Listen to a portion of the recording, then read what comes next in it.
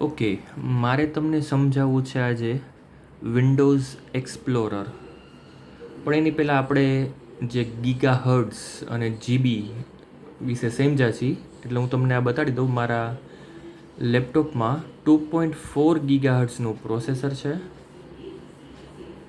4 GB RAM, 64 bit operating system અને 64 based processor. આ configuration. Windows 10 installed છે, Windows 10 pro. Okay, Windows explorer ઉપર આપણે મૂવ થશું. This PC left side top ઉપર ધીસ પીસીનું આઇકોન છે. ધીસ પીસી ઉપર ડબલ ક્લિક કરશું એટલે મારા લેપટોપની 2 ડ્રાઈવ, સી ડ્રાઈવ અને ડી ડ્રાઈવ અહીંયા બતાવે છે. પ્લસ જે આ ઈ ડ્રાઈવ છે, ડીવીડી માટેની ઈ ડ્રાઈવ અહીંયા બતાવે છે. મેં એક બીજો સોફ્ટવેર ઇન્સ્ટોલ કરેલો છે પાવર આઈએસઓ, એના માટેની એફ ડ્રાઈવ પણ બતાવે છે. એક આ લેફ્ટ સાઈડ પેનલ છે, એમાં અલગ અલગ ફોલ્ડર, ડેસ્કટોપ, ડાઉનલોડ, ડોક્યુમેન્ટ્સ વગેરે વગેરે, જેમાં નીચે સી ડ્રાઈવ, ડી ડ્રાઈવ અહીંયા બતાવે છે. તો મેં તમને વાત કરી હતી એમ, સી ડ્રાઈવ જે વિન્ડોઝ માટે રિઝર્વડ હોય છે, અહીંયા વિન્ડોઝનો સિમ્બોલ છે, એમાં આપણે કંઈ એન્ટર થવાની જરૂર નથી. ડી ડ્રાઈવની અંદર તમારે તમારા નામનું ફોલ્ડર બનાવવાનું છે. દરેક ફાઇલ આની અંદર સેવ કરવાની છે. આની ઉપર ડબલ ક્લિક કરીશ એટલે આ રીતે જે ઓપન થાય છે ડ્રાઈવની કન્ટેન્ટ, એમાં પીળા કલરના બધા આઇકોન્સ છે અને બાકી બધી ફાઇલ છે. બરાબર, પીળા કલરના ઉપર 5 ફોલ્ડર છે, બાકી બધી ફાઇલ છે.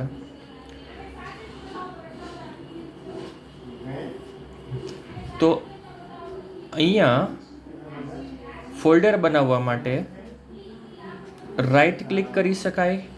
રાઈટ ક્લિક કર્યા પછી ન્યૂ, અને ન્યૂમાં સૌથી ઉપરનું ફોલ્ડર, આની ઉપર ક્લિક કરવાથી તમે તમારા નામનું ફોલ્ડર બનાવી શકો. ધારો કે હું લખું છું આઈટીઆઈ લખ્યું, એન્ટર આપ્યું એટલે આ ફોલ્ડરનું નામ કન્ફર્મ થઈ ગયું. હજી એન્ટર આપીશ એટલે લખેલું આવે છે ધીસ ફોલ્ડર ઇઝ એમ્પ્ટી. બરાબર, આ ફોલ્ડર આપણે ફાઇલને આની અંદર સેવ કરવાની છે. આ ફોલ્ડર બનાવતા મેં તમને શીખવાડ્યું. ફોલ્ડરમાં ઉપરની બાજુ કોઈ પણ વિન્ડો હોય, વિન્ડોમાં ઉપરની બાજુ જમણી બાજુ 3 બટન્સ હોય, એક મિનિમાઇઝ, એક મેક્સિમાઇઝ, એક ક્લોઝ.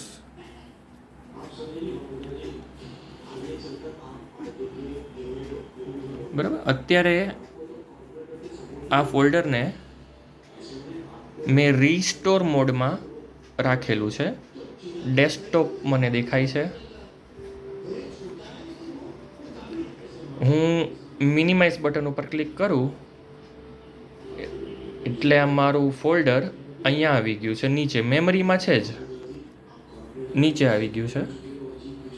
બરાબર, અહીંયા હું ક્લિક કરું એટલે એ રીસ્ટોર થઈ ગયું.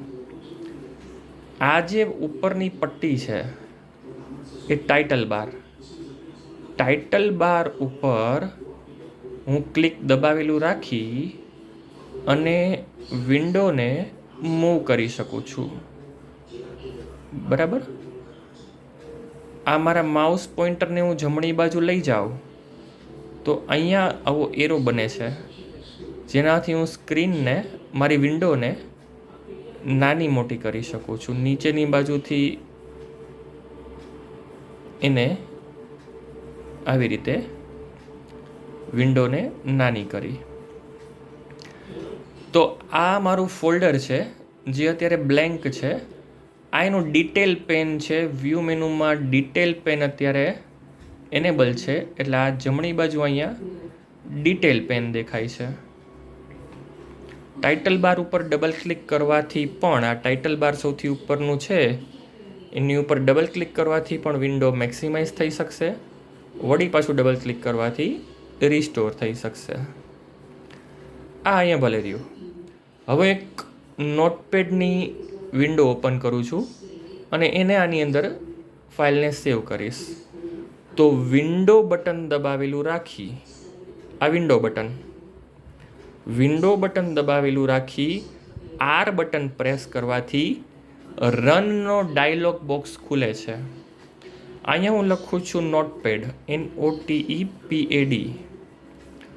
નોટપેડ લખ્યું, એન્ટર આપ્યું એટલે નોટપેડની આ વિન્ડો ઓપન થઈ ગઈ. એટલે બે વિન્ડો અત્યારે ઓપન છે, એક અમારું ફોલ્ડર અને એક આ નોટપેડની વિન્ડો. નોટપેડની વિન્ડોમાં હું અત્યારે સિમ્પલ મારું નામ લખી નાખું છું અને ફાઇલને મારે ફર્સ્ટ નામથી સેવ કરવી છે આ ડી ડ્રાઈવમાં ITI નામના ફોલ્ડરની અંદર. તો હું કંટ્રોલ બટન છે, આ કંટ્રોલ દબાવેલું રાખી S બટન પ્રેસ કરીશ, કંટ્રોલ S એટલે ડી ડ્રાઈવ અહીંયા મને બતાવે છે. ડી ડ્રાઈવમાં ITI નામનું ફોલ્ડર મેં હમણાં બનાવ્યું. ITI ફોલ્ડરને ડબલ ક્લિક કરીશ. અહીંયા ફાઇલનું નામ આપવું છે, ફાઇલના નામની જગ્યા છે. ફાઇલ સેવ ક્યાં થશે તો કે ધીસ PCમાં, ડી ડ્રાઈવની અંદર ITI નામના ફોલ્ડરમાં. ફાઇલનું નામ અહીંયા મારે રાખવું છે ફર્સ્ટ, FIRST, ફર્સ્ટ નામની ફાઇલ. ફાઇલને સેવ કરી એટલે અહીંયા ફર્સ્ટ નામની ફાઇલ જનરેટ થઈ ગઈ. બરાબર છે. તો બે વિન્ડો આપણી પાસે અત્યારે ઓપન છે. આ ફર્સ્ટ નામની ફાઇલ 5 બાઇટની જગ્યા રોકે છે કેમ કે એમાં 5 અક્ષર લખેલા છે, NAMAN. બરાબર. તો આ નોટપેડની ફાઇલ અને એક મારું ફોલ્ડર, બે વસ્તુ અત્યારે ઓપન છે, બે વિન્ડો. આપણે બંને વિન્ડોમાં કઈ રીતે સ્વિચ ઓવર થવું, બરાબર છે, એ અલ્ટર ટેબથી એ આપણે જોયું હતું.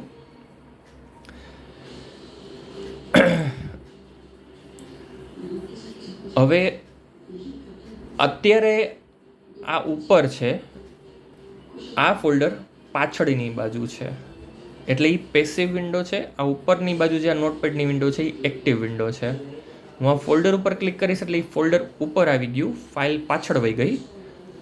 તો આ મારી એક્ટિવ વિન્ડો થઈ ગઈ, આ મારું ફોલ્ડર છે એ એક્ટિવ વિન્ડો થઈ ગયું.